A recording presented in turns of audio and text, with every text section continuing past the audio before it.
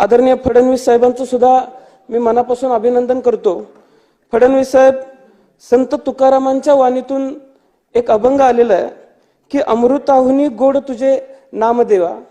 आता संतांच्या वाणीतून सुद्धा आपलं नाव इतक्या गोड पद्धतीने घेतलं गेलेलं आहे, त्यामुळं पुढच्या काळामध्ये काम करत असताना तुम्ही विरोधी पक्षाला गोड पद्धतीची वागणूकच द्याल अशी विनंती सुद्धा मी आज या ठिकाणी आपल्याला करतो।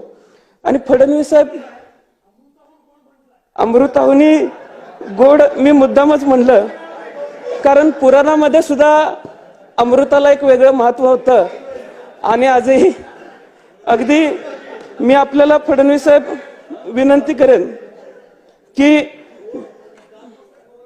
विरोधी पक्षाला सुद्धा आपण सहकार्य कराल। आदरणीय शिंदे साहेब असतील, आदरणीय अजितदादा असतील, सन्मान्य सदस्य असतील, यांचं सुद्धा मी मनापासून